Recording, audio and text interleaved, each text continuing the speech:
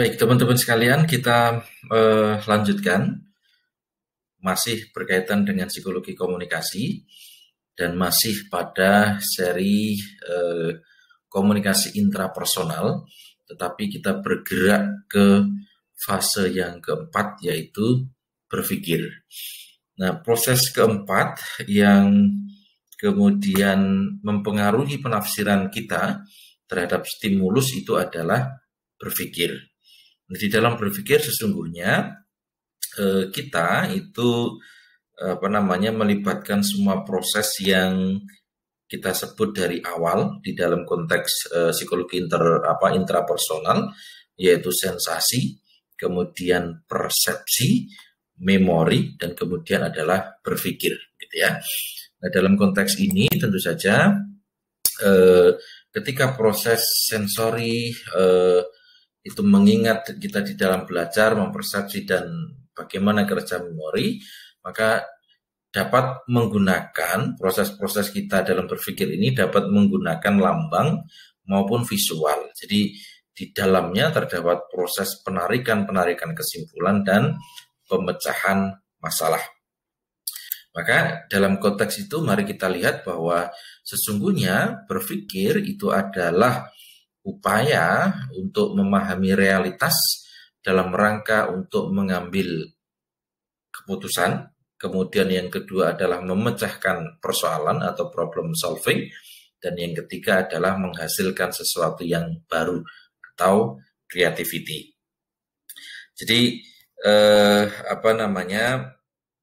sebetulnya gitu ya, bahwa kemudian di dalam proses komunikasi intrapersonal, keempat hal yang sudah kita diskusikan pada video-video sebelumnya, yaitu ada sensasi, kemudian persepsi, memori, itu sesungguhnya terjadi dalam proses kita yang terus-menerus ada di dalam sistem saraf kita. Kita lihat misalnya, Anda lihat di layar Anda misalnya, ada 9 titik yang disusun dalam bentuk segi 4. Kemudian Anda misalnya diminta untuk menghubungkan titik-titik itu dengan menarik 4 garis lurus yang tidak terputus-putus tanpa mengangkat pensil atau pena. Gitu ya. Jadi dan persyaratan kemudian adalah jangan ada satu titik yang terlewat. Anda bisa coba sekarang bagaimana menghubungkan gitu ya, bagaimana menghubungkan titik-titik yang berbentuk segi 4 itu ya dengan menarik 4 garis lurus, hanya menarik 4 garis lurus yang tidak terputus. Tidak terputus itu artinya Anda tidak boleh mengangkat pensil atau ballpoint Anda, tetapi juga tidak boleh ada satu garis yang terlewat. Anda bisa coba sekarang bagaimana menggunakan itu atau bagaimana menyelesaikan gambar yang ada di dalam layar Anda. Nah, kenapa ini sesungguhnya adalah beberapa hal yang menunjukkan kita tentang bagaimana proses kita melakukan sensasi hingga proses berpikir.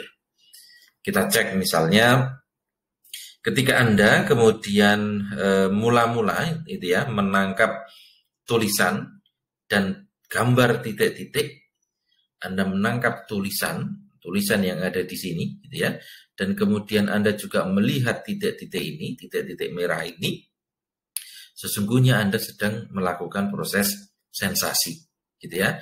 Anda melihat tulisan, kemudian melihat gambar titik-titik ini, sekaligus Anda mendengarkan suara saya, itu adalah proses sensasi. Sensasinya di mana?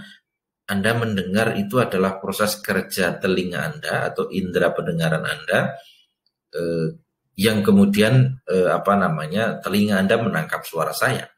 Mata Anda kemudian menangkap tulisan-tulisan yang ada di layar, menangkap 9 titik warna merah ini, termasuk misalnya menangkap gambar saya, itu juga bagian dari proses sensasi. Kemudian di saat yang sama, Anda kemudian mencoba untuk memahami apa yang saya minta, gitu ya, atau memahami tulisan yang Anda baca itu, maka itu sesungguhnya adalah persepsi. Anda memahami tulisan yang berkaitan dengan di bawah ini dan seterusnya, kemudian Anda mencoba untuk ini maksudnya apa ya, begitu, itu sesungguhnya adalah proses sensasi, proses persepsi. Maka di saat yang sama pula ketika misalnya saya meminta, oh itu ada titik-titik yang kemudian berbentuk segi empat.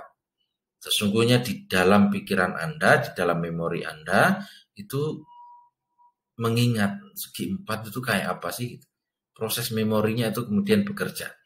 Nah, ketika kemudian Anda memahami apa yang disebut garis lurus, segi empat, dan kemungkinan soal yang sama pada waktu yang lalu, mungkin Anda pernah mendapatkan contoh ini, sesungguhnya kita sedang membongkar memori, gitu ya. Nah, teman-teman bisa kemudian mencobanya. Mungkin teman-teman akan mengalami kegagalan di percobaan yang pertama. Sebelum kemudian percobaan kedua, misalnya Anda akan memandang lagi titik-titik itu, dan kemudian di dalam benak Anda akan membayangkan bagaimana cara menarik garis lurusnya agar kemudian 9 titik itu tetap tidak ada yang terlewatkan. Mungkin ketika di percobaan pertama, kedua gitu ya, masih ada titik-titik yang terlewat. Kemudian untuk mencoba setiap kemungkinan jawaban, begitu ya, Anda tidak perlu kemudian membuat lagi titik-titik itu.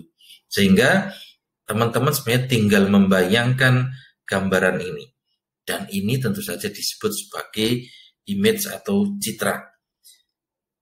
Yang oleh Marx misalnya dan Kuhn, dia menyebut sebagai grafik simbol atau lambang grafis. Anda tidak perlu di hadapan Anda tidak perlu diberikan apa sih segi empat begitu ya, tetapi lambang atau simbol atau grafis, lambang grafis itu sudah ada di dalam memori Anda. Nah, ketika kemudian Anda menggunakan ini gitu ya, Anda menggunakan ini sesungguhnya memahami kemudian mencoba, Anda sesungguhnya sedang dalam tahap melakukan proses berpikir. Jadi teman-teman sekalian, bahwa apakah kemudian misalnya begini, di suatu saat misalnya saya beri contoh yang lain, andaikan Anda melakukan andaikan saya misalnya kasih Anda uang 4 miliar gitu ya, 4 miliar rupiah. Katakan saja sebenarnya 4 miliar itu adalah angka yang besar. Maka ketika saya minta misalnya, ketika saya berikan 4 miliar itu, setiap hari kemudian Anda belanjakan 100.000 rupiah, berapa tahun kemudian uang Anda itu akan habis. Gitu ya. Ini contoh di luar yang menarik garis lurus itu tadi. Ketika saya berikan kepada Anda uang 4 miliar, kemudian saya minta untuk dalam sehari menghabiskan 100.000. Dalam berapa tahun, dalam berapa waktu kemudian Anda bisa menghabiskan uang itu. Gitu ya. Cukupkah kemudian uang itu bisa dinikmati seumur hidup, atau kemudian bahkan juga untuk turunan-turunan Anda misalnya. Maka untuk menjawab itu sesungguhnya saya tidak perlu atau Anda tidak perlu kemudian menggunakan citra begitu ya. Jadi Anda memakai angka, kali dan bagi, jumlah dan kurang. Ini kita sebut sebagai lambang verbal atau verbal simbol. Nah, baik lambang ataupun grafis merupakan representasi objek atau peristiwa. Artinya sesungguhnya teman-teman memiliki atau menggantikan grafis simbol itu tadi adalah pengganti dari objek atau peristiwa yang ada di dalam benak Anda. Saya tidak perlu kemudian menunjukkan ini loh 4 miliar itu kayak gini di depan Anda, tetapi Anda sudah bisa membayangkan, oh uang 4 miliar itu sekian banyak misalnya. Nah, dalam konteks itu sesungguhnya kita proses berpikir kita itu menunjukkan bahwa berbagai kegiatan yang melibatkan penggunaan konsep dan lambang, seperti menggunakan atau mengganti objek dan peristiwanya. Jadi berpikir itu menunjukkan berbagai kegiatan yang melibatkan penggunaan konsep dan lambang sebagai pengganti dari objek dan peristiwa. Saya tidak perlu ngasih ke depan Anda langsung 4 miliar itu, tetapi Anda sudah memiliki bayangan tentang bagaimana uang 4 miliar itu. Gitu ya. Nah, dalam konteks ini sesungguhnya, ini tadi, berpikir itu sesungguhnya adalah upaya untuk melakukan manipulasi atau mengorganisasikan unsur-unsur lingkungan dengan menggunakan lambang-lambang sehingga tidak perlu langsung melakukan kegiatan yang tampak. Kan berpikir itu kan Anda tidak ngapa-ngapain pun kemudian kita bisa melakukannya, kan begitu ya. Sehingga dalam konteks ini kita perlu melihat kembali bahwa berpikir itu sesungguhnya ya cara kerja kita mengorganisasikan unsur-unsur lingkungan dengan menggunakan lambang-lambang itu tadi.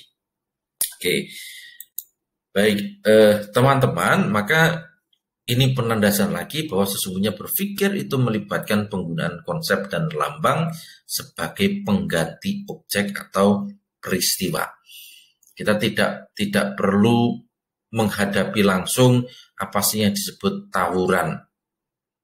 Kita tidak perlu berada di dalam situasi tawuran itu, tapi kita bisa membayangkan bagaimana tawuran itu terjadi. Kita tidak perlu menunjukkan ini loh uang 4 miliar, tetapi di dalam pikiran kita sudah ada image bahwa uang 4 miliar itu besar, misalnya begitu.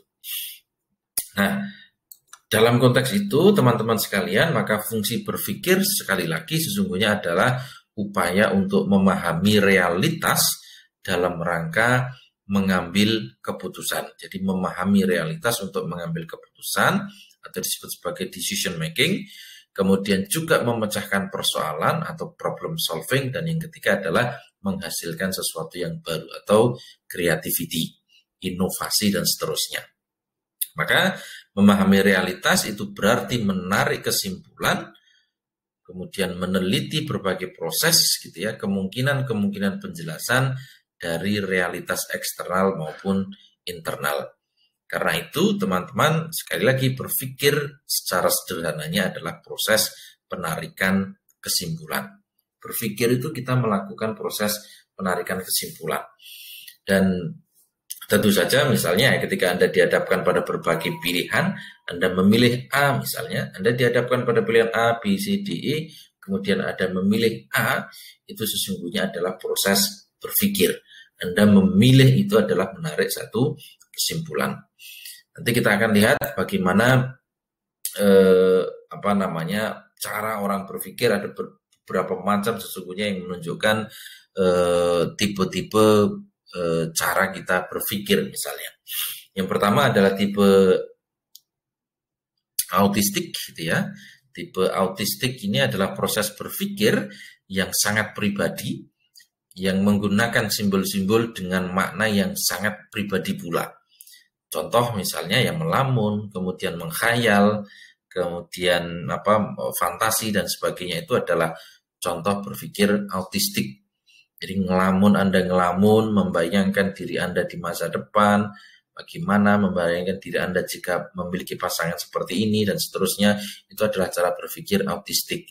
Tetapi yang kedua, itu cara berpikir realistik. Cara berpikir realistik ini adalah cara berpikir dalam rangka menyesuaikan diri dengan dunia nyata, dengan realitas yang nyata. Ini nanti akan ada gambaran tentang bagaimana cara berpikir deduktif, induktif, maupun evaluatif. Anda nanti bisa baca bukunya Pak Jalaluddin Rahmat. Ini buku yang sekali lagi saya harus sampaikan bahwa ini buku yang relatif mudah dipahami ketika Anda belajar soal psikologi komunikasi. Kita lihat yang pertama, cara berpikir deduktif. Jadi berpikir deduktif itu adalah satu metode berpikir untuk menerapkan hal-hal yang umum terlebih dahulu, gitu ya, hal-hal yang umum terlebih dahulu untuk seterusnya dihubungkan dengan bagian-bagian yang khusus. Contoh misalnya, jika semua ini ya, jika semua mahasiswa belajar di perguruan tinggi dan toping adalah mahasiswa, maka pasti toping belajar di perguruan tinggi. Sekali lagi Anda bisa cermati, jika semua mahasiswa belajar di perguruan tinggi, semua mahasiswa itu belajarnya di perguruan tinggi. Kalau dia duduk di bangku SMA ya masih kita sebut sebagai siswa kan gitu. Topeng itu juga mahasiswa, maka topeng itu belajar di perguruan tinggi. Itu contoh berpikir sederhananya, berpikir deduktif semacam itu. Kemudian yang kedua berpikir induktif, ini sebaliknya atau kebalikan dari deduktif. Jadi berpikir induktif ini adalah metode yang digunakan di dalam proses berpikir yang dia menggunakan hal-hal yang khusus dulu baru umum. Atau kadang-kadang ini disebut sebagai generalisasi. Misalnya ya, ini contoh ya, saya bertemu Jimmy, mahasiswa psikologi, dia pandai bicara. Kemudian saya ketemu juga Vera, Intan, Joko, siapa lagi misalnya Tamara misalnya begitu ya. Semua mahasiswa psikologi yang saya sebutkan tadi adalah mahasiswa psikologi dan mereka juga pandai bicara. Maka saya menyimpulkan bahwa mahasiswa psikologi itu pandai bicara. Ini contoh berpikir induktif. Oke. Yang ketiga adalah berpikir evaluatif. Berpikir evaluatif ini merupakan metode berpikir kritis. Ini menilai tentang baik buruknya, tepat tidaknya, dan seterusnya tentang suatu gagasan atau peristiwa. Dan ini misalnya ya akan berkaitan dengan kriteria-kriteria tertentu terhadap pilihan-pilihan kita. Saya tadi mencontohkan ada 3 pilihan A, B, C, D, E, misalnya 5 pilihan A, B, C, D, E, misalnya kemudian Anda memilih C misalnya, maka itu adalah hasil dari proses berpikir yang evaluatif. Ada cukup banyak sebenarnya nanti menurut Pak Kartono tentang bagaimana tipe-tipe proses berpikir itu. Teman-teman nanti bisa baca lebih lanjut. Tetapi dalam konteks berpikir tadi ada 3 tujuan dari proses berpikir, yaitu yang pertama decision making. Kita akan coba cermati bagaimana proses decision making ini dilakukan. Berpikir sekali lagi adalah upaya untuk menetapkan keputusan. Jadi sepanjang hidup kita, gitu ya, manusia setiap hari itu kita dihadapkan pada persoalan-persoalan, pada peristiwa-peristiwa yang di saat itu pula kita kemudian mengambil keputusan. Contoh, Anda misalnya ketika menyimak video ini, itu adalah sebuah keputusan, karena di saat yang sama sesungguhnya Anda bisa melakukan hal yang lain, kan begitu. Anda mau mendengarkan ini 5 menit, 2 menit, 3 menit, 10 menit, 18 menit, atau setengah jam misalnya, itu juga bagian dari keputusan. Termasuk apa yang saya lakukan hari ini, memposting video, merekam video ini adalah keputusan saya, hasil dari keputusan saya, karena di saat yang sama saya bisa melakukan apapun di luar rekam video dan upload video misalnya. Maka keputusan itu merupakan hasil dari berpikir dan hasil dari usaha intelektual. Yang kedua, teman-teman, keputusan itu selalu melibatkan pilihan dari berbagai alternatif. Tadi ya, contohnya itu tadi. Kemudian yang ketiga, keputusan itu selalu melibatkan tindakan yang nyata, walau pelaksanaannya itu bisa ditunda atau bisa ditangguhkan. Saya misalnya, saya besok pagi saya akan pergi ke mall membeli handphone misalnya. Hari ini saya memutuskan, tapi itu saya lakukan besok pagi. Nah, dalam konteks itu sesungguhnya ada faktor-faktor personal yang sangat menentukan, yaitu soal kognitif, soal motif, dan soal sikap kita. Di dalam hal ini tentu saja proses pengambilan keputusan juga tergantung sikap kita seperti apa.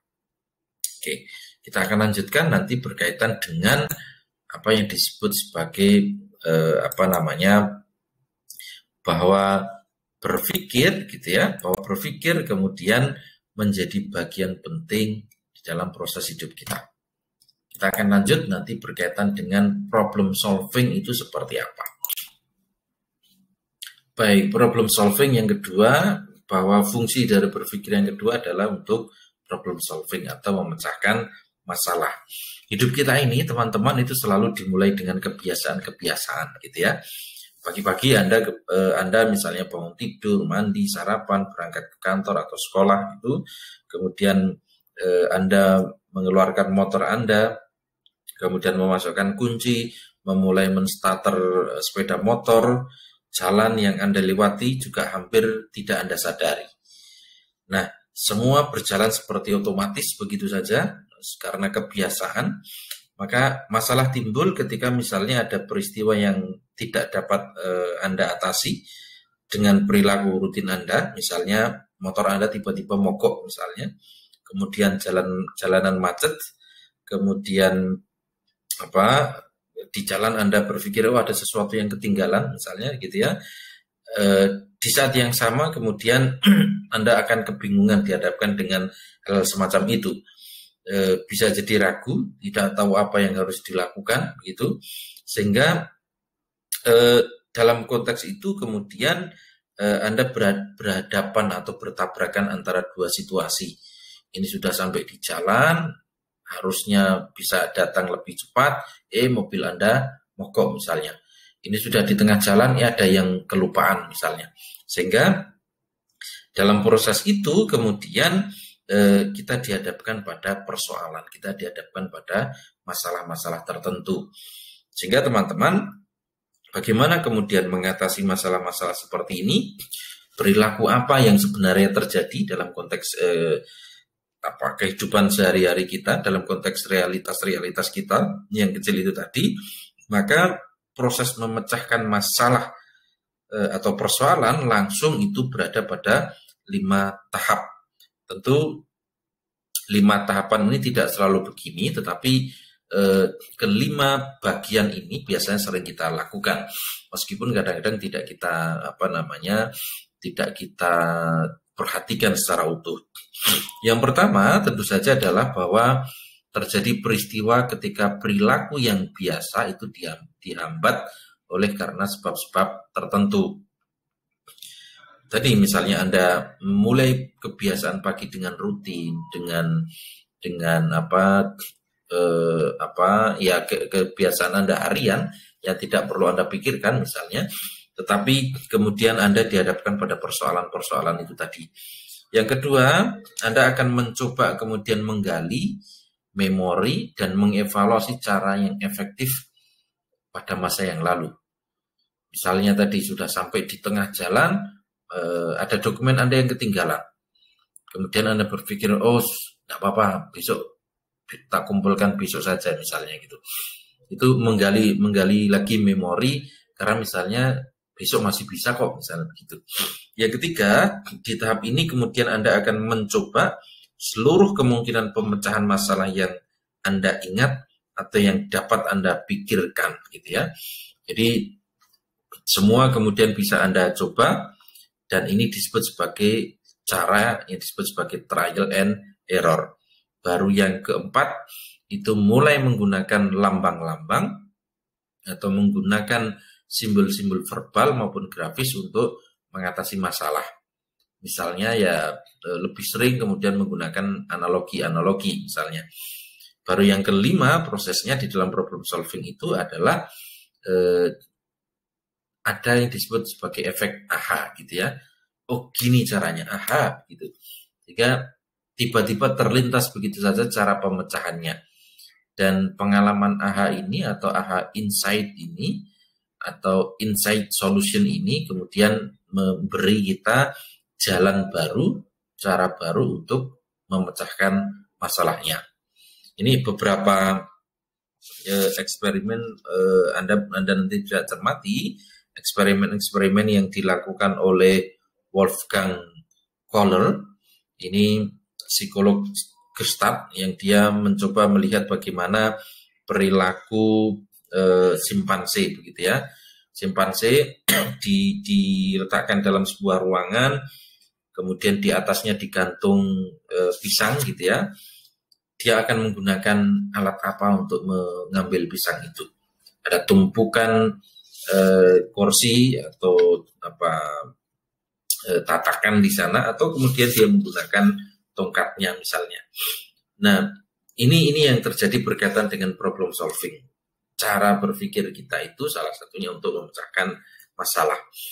Sama seperti di dalam konteks decision making, pengambilan keputusan, problem solving itu juga dipengaruhi oleh beberapa faktor. Yang pertama tentu saja motivasi gitu ya. Motivasi yang rendah itu akan mengalahkan perhatian. Motivasi yang tinggi itu akan membatasi fleksibilitas.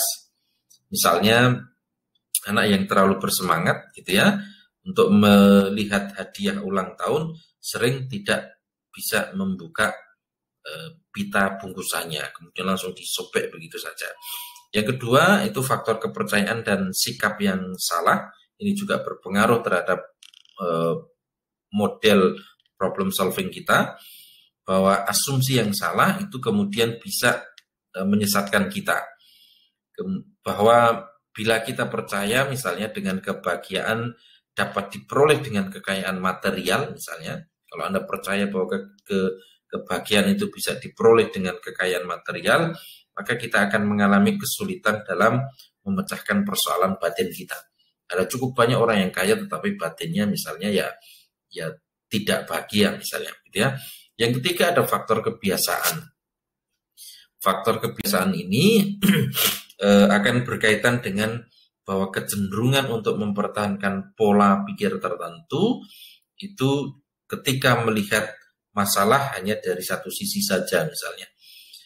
Maka kepercayaan yang berlebihan dan tanpa berpikir kritis pada pendapat otoritas menghambat cara kita untuk menyelesaikan masalah. Kemudian emosi tentu saja juga berperan gitu ya. Emosi berperan bahwa dalam menghadapi berbagai situasi tertentu kita tanpa sadar sering bertindak emosional. Orang marah itu cara berpikirnya kemudian bisa cepat misalnya begitu. Itu teman-teman sekalian pokok yang kita bicarakan pada kesempatan kali ini tentang berpikir gitu ya. Jadi sekali lagi tahapan dari komunikasi intrapersonal yang terakhir adalah proses berpikir. Kita sudah lalui membahas beberapa video tentang psikologi intrapersonal mulai dari sensasi, persepsi, memori, dan pada kesempatan kali ini kita sudah membahas tentang bagaimana kita berpikir, bahwa 3 fungsi terkait dengan berpikir adalah decision making, kemudian problem solving, dan creativity atau berpikir dengan sisi kreatif, menghasilkan sesuatu yang baru.